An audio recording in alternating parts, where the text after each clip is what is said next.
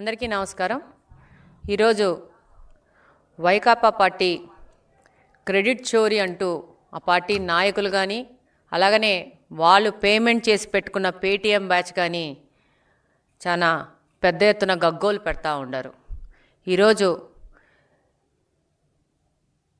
నారా చంద్రబాబు నాయుడు గారు, మన ముఖ్యమంత్రి గారు ఎంత పెద్ద ఎత్తున పట్టాదారు పాసు పుస్తకాలు పంపిణీ చేస్తూ అలాగనే ఆ పాసు పుస్తకాల మీద ఉన్న రాజముద్రను చూసి భయపడుతున్నారు. ఈరోజు ఒక ఆయుధం ఒక పిచ్చోడి చేతిలో ఉంటే ఏమవుతుంది, అదే ఒక ఆయుధం ఒక మంచి వ్యక్తి చేతుల్లో ఉంటే ఏమవుతుంది అనేది ఈరోజు ఈ యొక్క పట్టాదారు పాసు పుస్తకాలు నిదర్శనంగా కనపడుతున్నాయి. మీరు ముఖ్యంగా చూస్తే జగన్మోహన్ రెడ్డి గారు భూ రీసర్వే పేరు మీద ఎన్ని దోపిడీలు, దుర్మార్గాలు, ఆక్రమణలు చేశారో గత 5 సంవత్సరాల్లో ప్రజలు ఇంకా మర్చిపోలేదు. ఈ యొక్క పట్టాదారు పాస్ పుస్తకాలు చూసి ప్రజలకు మళ్ళా తన దోపిడీలు గుర్తొస్తాయన్న భయంతో వీళ్ళందరూ బయటకు వచ్చేసి ఈ పట్టాదారు పాస్ పుస్తకాల మీద క్రెడిట్ చోరీ అని మాట్లాడుతూ ఉన్నారు. ఈరోజు చూస్తే మీరు గమనిస్తే 2018వ సంవత్సరంలోనే తెలుగుదేశం ప్రభుత్వం ఎంతో పెద్ద ముఖ్య ఉద్దేశంతో, మంచి ఉద్దేశంతో ఈ యొక్క భూ రీసర్వే ప్రక్రియను మొదలుపెట్టింది. ఈరోజు చూస్తే ఆ రోజే తెలుగుదేశం పార్టీ అధికారంలో ఉన్నప్పుడే జగ్గయ్యపేటలోని తక్కెళ్లపాడులో భూ రీసర్వే పేరు మీద ఒక పైలట్ ప్రోగ్రాం మొదలుపెట్టి ఆ రోజు కంటిన్యూస్ ఆపరేటింగ్ రెఫరెన్స్ స్టేషన్స్ ద్వారా భూములు రీసర్వే చేసే విధంగా జీవో నెంబర్ 1348ను 2018 సెప్టెంబర్ 25వ తేదీనే తెలుగుదేశం పార్టీ జారీ చేసింది. 2019లో ఒక దురదృష్టవశాత్తు పార్టీ ఓడిపోవడము, వైకాపా పార్టీ అధికారంలోకి రావడము, ఈ భూ సర్వేని ఒక దోపిడీ చేయడానికి, ప్రజల భూములని ఆక్రమించుకోవడానికి వాడుకొని వాళ్ళు ఒక అవకాశంగా తీసుకొని వాళ్ళు కన్నుబడ్డ ప్రతి ఒక్క భూమిని వాళ్ళు లాక్కునే ప్రయత్నం చేశారు.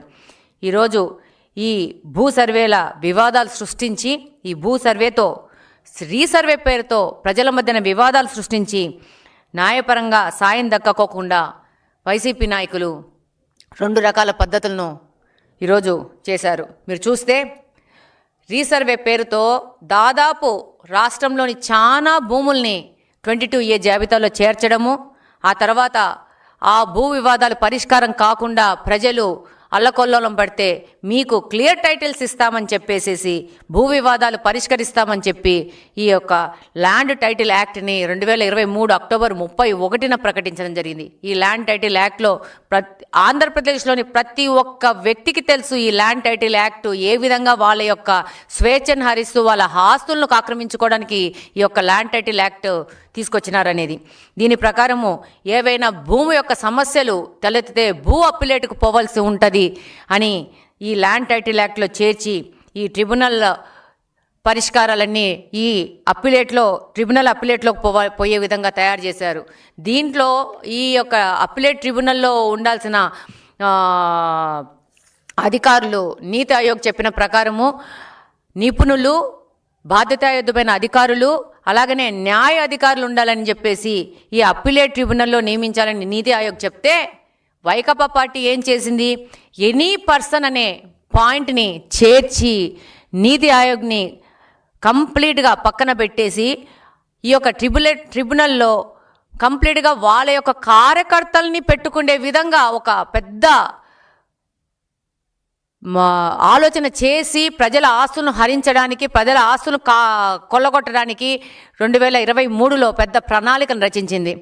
దీంట్లో ప్రకారము ఈ యొక్క ల్యాండ్ టైటిల్ యాక్ట్ ప్రకారము ఏవైనా భూ సమస్యలు వస్తే స్థానిక కోర్టులకు పోయే పరిస్థితి లేకుండా చేసి, ఏదైనా కోర్టులకు పోవాలంటే హైకోర్టు పోయే విధంగా ఈ యొక్క చట్టాన్ని తయారు చేసి ఈ యొక్క రిజిస్ట్రేషన్ ఆఫీసుల చేతిలో రెవెన్యూ వ్యవస్థను మొత్తం ఇరికించేసి రెవెన్యూ వ్యవస్థను నాశనం చేయాలనే ఒక దురుద్దేశంతో ఈ యొక్క ల్యాండ్ టైటిల్ యాక్ట్ను తీసుకురావడం జరిగింది.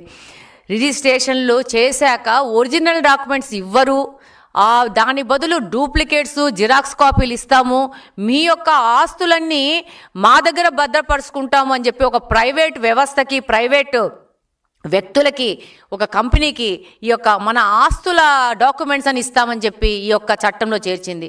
అసలు మా ఆస్తులు మీ దగ్గర ఎందుకు ఉండాలి? పేపర్లు మా ఆస్తులు మా పెద్దలు మా తాతలు ఇచ్చారు. ఈ యొక్క భూప్రపంచంలో పుట్టినప్పటి నుంచి ఇప్పటి వరకు ఎవరి ఆస్తులకు సంబంధించిన పేపర్లు వాళ్ళ దగ్గరే ఉంటాయి. కొత్తగా వైకాపా పార్టీ ఈ యొక్క ఆస్తులన్నింటినీ మా దగ్గర పెట్టుకుంటాము అని చెప్పి వాళ్ళకి ఎప్పుడు కావాలంటే అప్పుడు ఏ ల్యాండ్ మీద కన్ను పెడితే ఆ ల్యాండ్ కాజేయడానికి ఒక పెద్ద ఎత్తున ప్రణాళిక రచించి ఈ యొక్క ల్యాండ్ టైటిల్ యాక్ట్ని మన మీద రుద్దాలనుకుంది. ప్రజలందరూ 2024 ఎలక్షన్లో వీళ్ళ యొక్క దురుద్దేశాలను కనుక్కున్నారు. 2019లో చేసిన తప్పుల్ని వాళ్ళు వాటిని సరి చేసుకొని ఈరోజు 2024లో ఒక భారీ మెజారిటీని తెలుగుదేశం పార్టీకి, కూటమి ప్రభుత్వానికి ఇచ్చి వాళ్ళని కాపాడుకున్నారు ప్రజలు. ఈరోజు చూస్తే వైకాపా పార్టీ చేసింది ఇంకోటి ఏంటంటే, సర్వే రాళ్ళని చెప్పేసేసి ఒక వాళ్ళ నాయకుడి బొమ్మ వేసుకొని ఆ బొమ్మని పాతి దానికి గాను 650 కోట్లు ప్రజాధనాన్ని దుర్వినియోగం చేసింది. మా ల్యాండ్లలో దిష్టి బొమ్మలు పెట్టుకోవాలంటే మేము పెట్టుకుంటాం. ప్రభుత్వ ఖర్చుతో పెట్టుకోవాల్సిన అవసరము ఈ యొక్క ఆంధ్రప్రదేశ్లోని ఏ ఒక్క రైతుకు కానీ, ఏ ఒక్క భూమి యజమానికి కానీ అక్కర్లేదు. ఈరోజు 650 కోట్లు డబ్బును దుర్వినియోగం చేసుకొని ఆయన బొమ్మను వేసుకొని ఆ బొమ్మ రాళ్ళనంతా మా ఆస్తుల్లో పాతుకున్నాడు. ఏమన్నా నువ్విచ్చావా మాకు ఆస్తులు? లేకపోతే నీ పార్టీ ఇచ్చిందా ఆస్తులు? మా పెద్దలు, మా తాతలు, మా వాళ్ళు, మేము వంశపారంగా వచ్చిన మా ఆస్తుల్లో నీ బొమ్మ ఎందుకు? దిష్టి బొమ్మలు పెట్టినట్టు మీ బొమ్మలు పెట్టుకొనేసి ప్రజాధనం దుర్వినియోగం చేశారు. ఈరోజు పట్టాదారు పాస్ పుస్తకాల్లో ఆయన బొమ్మ వేసుకుంటాడు. మళ్ళా నవ్వుకుంటా మాట్లాడతారు. ఏమి ఈ బొమ్మ ఉంటే ఇందులో ఏమి మార్పు వచ్చింది? మార్పు 100కు 100 పట్టాదారు పాస్ పుస్తకాల్లో వచ్చింది. పట్టాదారు పాస్ పుస్తకాల్లో మేము ఈ భారతదేశము గౌరవించే రాజముద్రతో వచ్చింది మాకు పట్టాదారు పాస్ పుస్తకము. నీ బొమ్మ కావాలంటే నీ పార్టీ కార్యకర్తలకు అందరికీ టాటో వేసుకో, వాళ్ళ మోకాల మీదనో, ఈపుల మీదనో, చేతుల మీదనో. అంతేగాని ఆంధ్రప్రదేశ్లోని ప్రజలు ఒక నమ్మకంతో నీకు ఒక ఓటేసి నిన్ను ఒక ముఖ్యమంత్రి స్థానంలో కూర్చోబెట్టినందుకు నీ యొక్క ఫోటో ప్రతి ఒక్కరి ఇండ్లలోకి చేరాలనే ఒక దురుద్దేశంతో చివరికి బాత్రూంలలో స్కూల్ పిల్లలు వాడే మగ్గుల మీద కూడా నీ బొమ్మలు పెట్టేసి, వాళ్ళు తినే ప్లేట్ల మీద కూడా నీ బొమ్మలు పెట్టేసేసి ఈ విధంగా ఒక అధికార దుర్వినియోగానికి పాటుపడ్డావు. దాని యొక్క పరాకాష్ఠనే 2024 ఎలక్షన్ యొక్క ఫలితాలు. ఈరోజు గమనిస్తే ఈ యొక్క పట్టాదారు పాస్ పుస్తకాల కోసం ఆయన బొమ్మలు వేసుకోవడానికి 20 కోట్లు దుర్వినియోగం చేసినారు. ఆయన చేసిన దుర్వినియోగాలు 20 కోట్లు చాలా తక్కువ. కానీ మా ఇండ్లల్లో నీ బొమ్మ పంపించడానికి వేసిన యొక్క ఒక్క దురుద్దేశంతో కూడిన ఆలోచన ఇది ప్రజలందరూ గుర్తించినారు. అలాగనే కాకుండా ఈరోజు ల్యాండ్ టైటిల్ యాక్ట్ని ప్రభుత్వం రాగానే కూటమి ప్రభుత్వము దాన్ని రద్దు చేస్తామన్నారు, రద్దు చేశారు. రద్దు చేసి ప్రజలు హర్షాతికతనాలు వెలుబుచ్చారు. అలాగనే భూ రీసర్వే మళ్ళా మొదలుపెట్టి చాలా ట్రాన్స్పరెంట్గా, చాలా డీటెయిల్గా, చాలా సాంకేతికంగా ఈ యొక్క భూ సర్వే పూర్తి చేయడం జరిగింది. ఈ భూ సర్వే ద్వారా దాదాపు రెవెన్యూ సదస్సులు నిర్వహించి ఫిర్యాదుల స్వీకరణ చేశారు. ప్రతి ఒక్క నియోజకవర్గంలో, ప్రతి ఒక్క మండలంలో, ప్రతి ఒక్క పంచాయతీలో ఈ యొక్క రెవెన్యూ సదస్సులు నిర్వహించడం జరిగింది. దాంతో పాటు ఫిర్యాదులు స్వీకరించి దాదాపు జాయింట్ ఎల్ఎంపీల పైన 4,98,000 దాదాపు 5 లక్షల ఫిర్యాదులు స్వీకరించుకోవడం జరిగింది. కంప్లీట్గా రెవెన్యూ వ్యవస్థను అలాగనే ప్రజలను భయాందోళనకు గురి చేశారంటే ఈ యొక్క 5 లక్షల కంప్లైంట్ల స్వీకరణే తెలియజేస్తూ ఉంది గత 5 సంవత్సరాల్లో వైకాపా ప్రభుత్వం చేసిన తప్పులంటే. అలాగనే ఇతర ఫిర్యాదులు 2,80,000 ఫిర్యాదులు వచ్చినాయి. అంటే ప్రజలను వాళ్ళ ఆస్తుల మీద ఎంత భయాందోళన గురి చేశారో ఈ వైకాపా నాయకులు, వాళ్ళ విధానాలు అనేది మీరు తెలుసుకోవాలా. ఇంకొకటి ఏంటంటే దాదాపు 7,78,000 ఫిర్యాదుల్లో అన్నీ ఒక సంవత్సరం లోపల వాటిని పరిష్కరించి ఈరోజు పూర్తి టెక్నాలజీతో రీసర్వే చేపట్టి రైతుల సమక్షంలోనే రీసర్వే జరిగింది. రైతుల సమక్షంలో రీసర్వే చేసి గ్రామ సభల్లో ఆస్తి వివరాలు నిర్ధారించిన తరువాతనే ఈ యొక్క కేవైసీ జారీ చేసి రాజముద్రతో ఈ పట్టాదారు పాసు పుస్తకాలను ప్రజలకు ఇవ్వడం జరిగింది, రైతులకు ఇవ్వడం జరిగింది. ఈరోజు గర్వంగా ఒక భారతదేశపు యొక్క రాజముద్రతో వాళ్ళు గర్వంగా వాళ్ళ పట్టాదారు పాస్ పుస్తకాలు తీసుకున్నారు. ఈరోజు ఒక దరిద్రం పోయింది, మా ఇంట్లో ఒక దరిద్రమైన ఫోటో పోయిందని చెప్పేసి ప్రజలు హర్షాతికేతనంలో ఉన్నారు. నీకు ఒక అవకాశం ఇచ్చింది 5 సంవత్సరాలకు మాత్రమే. నీ 5 సంవత్సరాలు దుర్వినియోగం చేసుకొని ఎవరిచ్చారు నీకు ఈ సలహా? మీ యొక్క ఏ ఏజెన్సీ ఇచ్చింది, ఏ స్ట్రాటజీ ఏజెన్సీ ఇచ్చిందో నాకు తెలియదు, కానీ వాళ్ళని పెట్టుకొని వాళ్ళకు కోట్ల డబ్బులు పెట్టుకొని వాళ్ళు ఇచ్చిన సలహాల మీద, బాత్రూంలలో మగ్గుల మీద, ప్లేట్ల మీద, పిల్లల స్కూల్ బ్యాగుల మీద, చివరికి మా ఆస్తుల మీద, రాళ్ల రూపంలో సరిహద్దుల మీద, అలాగనే మా ఇండ్లలో ఉండే పట్టాదారు పాస్ పుస్తకాల మీద, అలాగనే మాకొచ్చే పింఛన్ల మీద, ప్రతి ఒక్కటి మీద నీ బొమ్మ వేసుకున్నావు. ఎవరిచ్చినారు నీకు అధికారము? ఈరోజు ఎవరిచ్చినారు నీకు అవకాశము? కనీసం ప్రజలు నాకు ఓటేశారు, ఈ ఓటుతో నేను ఒక ముఖ్యమంత్రిగా 5 సంవత్సరాలు చలామణి అవుతున్నాను కాబట్టి ప్రజలకు సేవ చేద్దామనే ఆలోచన లేకుండా ప్రతి ఒక్క చోట నువ్వు దైవాంశ సంభూతుడు అనే విధంగా ఈరోజు ప్రతి ఒక్కరి ఇంట్లోకి నీ బొమ్మలు పంపించుకోవడము, నీ రంగులు పంపించుకోవడము, మీ యొక్క కార్యకర్తలను పంపించి దోపిడీలు చేయడం చేసినావు తప్పితే ఈ గత 5 సంవత్సరాలు ఏం చేసావు? ఈరోజు క్రెడిట్ చోరీ అంటున్నావు. మీ వాళ్ళు మాట్లాడతారు, పేటీఎం వాళ్ళు హాస్యాస్పదంగా మాట్లాడతారు. ఒక నోటు చూపించి ఆ నోట్లో గాంధీ బొమ్మ చూపించి ఈ గాంధీ బొమ్మ ఉంది, ఈ డబ్బు నీదంటావా నాదంటావా అని మాట్లాడుతున్నంత ఒక తెలివి తక్కువ పేటీఎం బ్యాచ్ని మెయింటైన్ చేసుకుంటున్నావు. గాంధీ గారికి, నీ వైకాపా పార్టీకి, ఆ వైకాపా పార్టీలోని నాయకులకి నక్కకు నాగలోగానికి ఉన్న తేడా ఉంది. అసలు గాంధీ మహాత్ముడితో మీరేంటి అసలు పోలిక పెట్టుకోవడము? గాంధీ మహాత్ముడు ఎవరు? నువ్వెవరు? నువ్వు లక్షల కోట్లు దోచుకున్న ఒక పార్టీ పెట్టుకొని ఒక పొలిటికల్ బుస్కుల్లో లక్షల కోట్లు దోచుకున్న దుర్మార్గుడివి, ప్రజల సొమ్ము దోచుకున్న దుర్మార్గుడివి, ఒక అవినీతి పరుడివి. అవినీతి పార్టీ మీది. గాంధీ మహాత్ముడితోనా మీరు పోటీ పడేది? గాంధీ మహాత్ముడితోనా మిమ్మల్ని పోల్చుకుండేది? అసలు మనకి ఏదైనా మాట్లాడేటప్పుడు సిగ్గు పడతాము, సిగ్గు అనేది ఉండదా మనకు? ఈరోజు ప్రజలందరూ చాలా సంతోషంగా ఉన్నారు. వారు పట్టాదారు పాసు పుస్తకాలు తీసుకొని దాని ముందున్న రాజముద్ర తీసుకొని రాజసంగా ఇది మా పట్టాదారు పాసు పుస్తకం అని చెప్పి అందరు తెలియజేసుకుంటా ఉంటారు. ఈరోజు మీరు ముఖ్యంగా గమనిస్తే ఈరోజు ఏందో క్రెడిట్ చోరీ జరిగింది అంటున్నారు.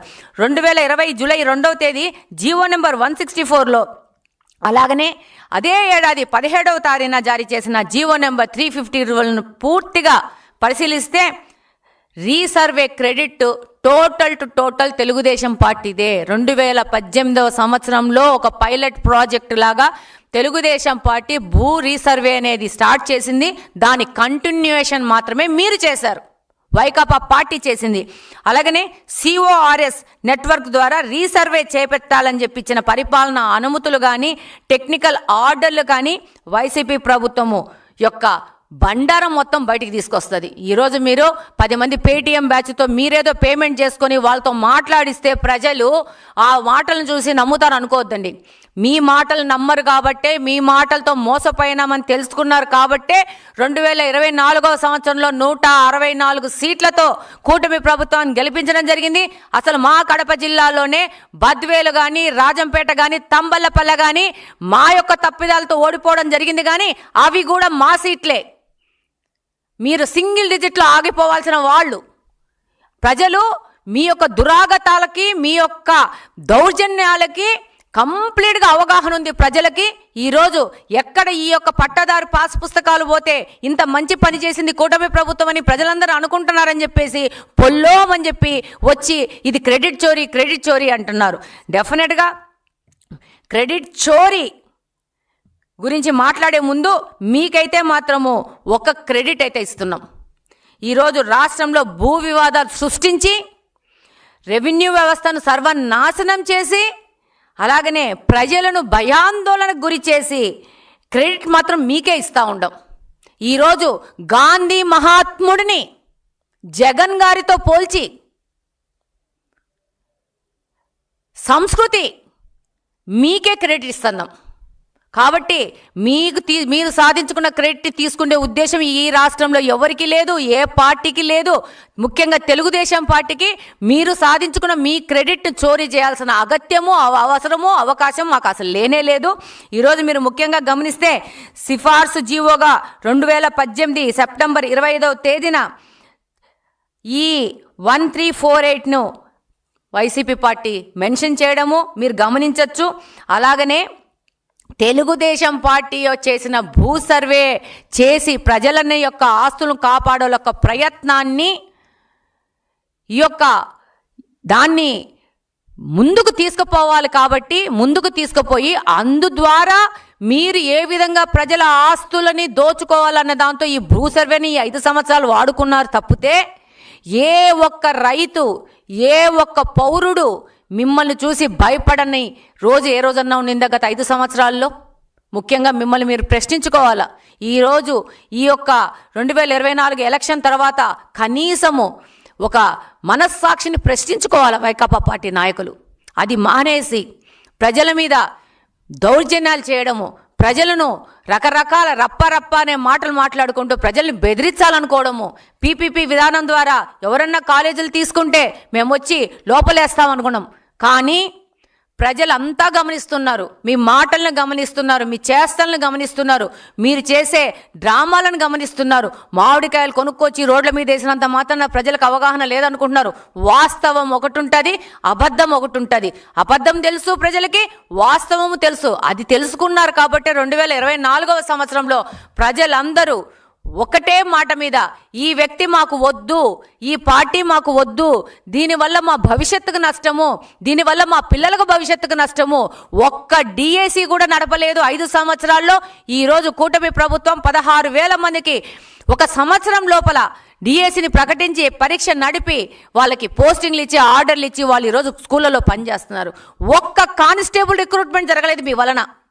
దాదాపు 6,000 మంది కానిస్టేబుల్స్ రిక్రూట్ అయ్యి అందులో ఎంతోమంది ఆడపిల్లలు సంతోషంగా పోయి 5 సంవత్సరాల నుంచి మా టైము మా డబ్బు అంతా వృధా చేసినాడు ఈ పార్టీ నాయకుడు.